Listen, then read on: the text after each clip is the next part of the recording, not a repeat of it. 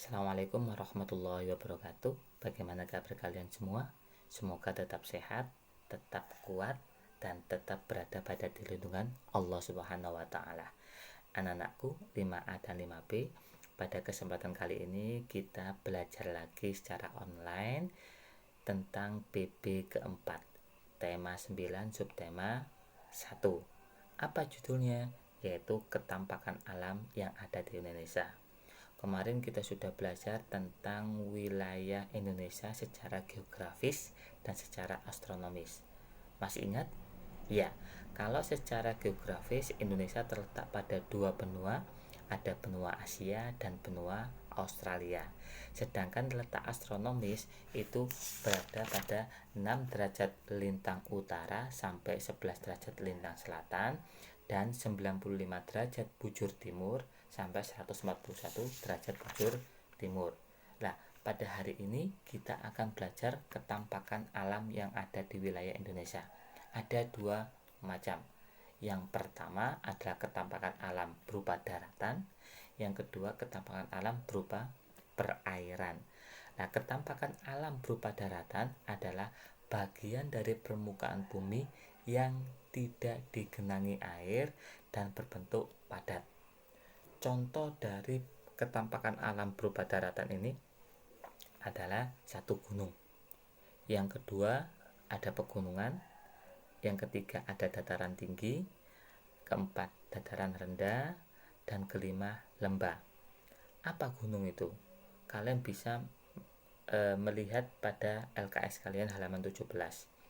Di situ bagian dari permukaan bumi yang menjunjung tinggi dibandingkan dengan daerah sekitar, itu gunung. Bagian dari permukaan bumi yang menjulang tinggi dibandingkan daerah sekitar. Contoh dari gunung yang ada di Indonesia, ada Gunung Krakatau, ada Gunung Arjuna, ada Gunung Semeru, ada gunung banyak sekali. Nah, sekarang pertanyaannya, apakah kalian tahu gunung yang tertinggi di Pulau Sumatera apa? Gunung tertinggi di Pulau Jawa apa? Dan gunung tertinggi di Indonesia apa? Kalau misalkan kalian belum tahu, coba kalian lihat di Google atau tanya ke orang tua kalian, apakah gunung tertinggi di Indonesia itu namanya apa? Tuh. Kemudian yang kedua, pegunungan. Kalau tadi gunung adalah bagian dari permukaan bumi yang menonjol ke atas, tinggi daripada daerah sekitar. Nah, kalau pegunungan itu adalah rangkaian dari gunung-gunung. Kalau ada gunung 1, 2, 3 jadi satu, ya gandeng, meskipun namanya berbeda tapi jadi satu, itu namanya pegunungan. Sehingga pegunungan adalah rangkaian di situ ya, rangkaian gunung-gunung yang berbentuk memanjang. Kalau gunung tadi adalah bagian dari permukaan bumi yang menonjol ke atas. Nah, sedangkan pegunungan adalah rangkaian dari gunung-gunung yang berbentuk memanjang. Itu adalah pegunungan. Kemudian dataran tinggi. Dataran tinggi adalah permukaan bumi yang datar. Namanya dataran, berarti yang datar. Permukaan bumi yang datar atau rata dengan ketinggian rata-rata 200 sampai 1500 meter. Sedangkan dataran rendah itu hampir sama dengan dataran tinggi, cuma permukaan atau ketinggiannya hanya 0 sampai 200 meter di atas permukaan laut. Saya ulangi. Kalau dataran tinggi itu 200 sampai 1500 meter dari permukaan laut, sedangkan dataran rendah 0 meter sampai 200 meter dari permukaan laut. Kemudian kalau lembah adalah permukaan bumi yang berbentuk cekung yang dikelilingi oleh gunung atau bukit dan pegunungan atau perbukitan. Itu contohnya lembah. Nah, maksudnya gimana? Misalkan di sini ada gunung. Nah, ini misalkan ini gunung, ini gunung. Nah, lembah yang mana? Yang berada di bawah sini. Nah, ini salah satu contoh lembah. Itu adalah termasuk juga lembah ya. Kalian sudah tahu, sudah paham tentang ketampakan alam daratan. Yang pertama gunung, yang kedua pegunungan, yang ketiga dataran tinggi, keempat dataran rendah, kelima lembah. Saya ulangi, ketampakan alam daratan adalah bagian dari permukaan bumi yang tidak digenangi air dan berbentuk padat. Kemudian yang kedua, ketampakan alam perairan. Apa itu? Bagian permukaan bumi yang digenangi air dan wilayahnya luas. Contoh apa? Ada laut atau samudra. Kemudian ada danau, ada sungai, ada pantai, ada selat, ada teluk, dan ada rawa. Untuk pengertiannya bisa kalian lihat di LKS kalian halaman 17. Apa itu laut? Apa itu samudra? Apa itu rawa? Itu semua bisa kalian lihat pengertiannya di halaman 17. Nah, dari ketampakan tadi, ketampakan alam baik daratan dan perairan, itu juga mempengaruhi makanan yang ada di wilayah masing-masing, atau mungkin mempengaruhi mata pencarian warga yang ada di wilayah tersebut. Saya kasih contoh.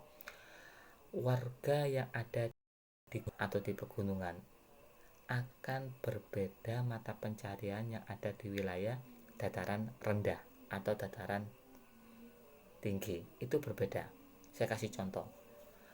Kalau di dataran rendah, mata pencarian warganya bisa berupa banyak jasa, guru, sopir, perkantoran, dan sebagainya. Tetapi kalau di wilayah pegunungan, mungkin mereka berkebun kopi, berkebun teh, berkebun apel. Nah, itu berbeda-beda. Begitu juga tentang makanan atau jenis makanan khas daerah tersebut. Misalkan antara Blitar dengan Malang, antara Malang dengan Pasuruan, antara Pasuruan dengan Jakarta, itu juga berbeda khas makanannya. Nah, itu dipengaruhi oleh ketampakan alam baik yang di wilayah perairan maupun wilayah daratan.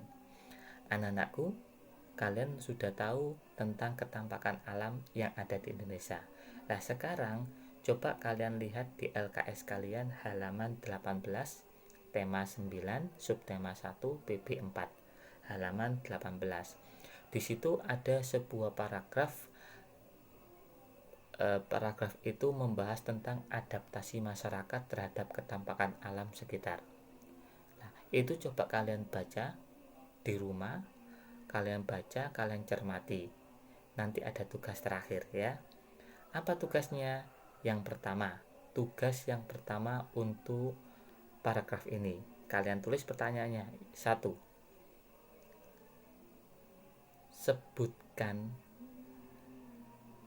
ide pokok pada paragraf yang pertama. Kedua, jelaskan ide pokok pada paragraf yang kedua. 3. Jelaskan ide pokok pada paragraf yang keempat. Nah, itu kalian tulis pertanyaannya dan jawaban di kertas folio bergaris. Kemudian pada halaman 19 itu ada judul paragraf manfaat hidup rukun. Itu kalian baca, kemudian pertanyaannya. 1. Tuliskan sikap-sikap yang mencerminkan hidup rukun di lingkungan masyarakat.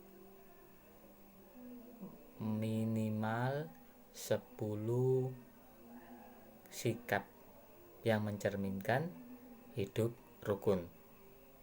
Yang kedua, jelaskan manfaat-manfaat sikap pada pertanyaan nomor 1. Nah, di situ sudah saya kasih tugas pertama tadi, tugas yang kedua. Nah, itu kalian tulis pertanyaan dan jawaban di kertas folio bergaris, dan ingat, Kalau sudah mengerjakan, langsung dikirim. Kalau 5A ke grup online, sedangkan kalau 5B langsung ke Jabri via WA ke saya. Ingat, 5B langsung Jabri ya ke saya, biar saya bisa ngoreksi jawaban kalian tersebut. Ada pertanyaan? Kalau ada pertanyaan silakan Jabri ke saya. Kalau masih bingung tentang tugas yang saya berikan pada pertemuan kali ini, saya kira cukup. Semoga hari ini kalian tetap bahagia, tetap tersenyum, meskipun kita tidak tatap muka, hanya berupa gambar saja seperti ini. Harapan saya selalu bahagia. Tidak tahu kapan kira-kira rapid ini selesai, saya nggak tahu, tapi tetap kita harus tetap bahagia. Hanya itu. Ihdinas siratal mustaqim. Wassalamualaikum warahmatullahi wabarakatuh.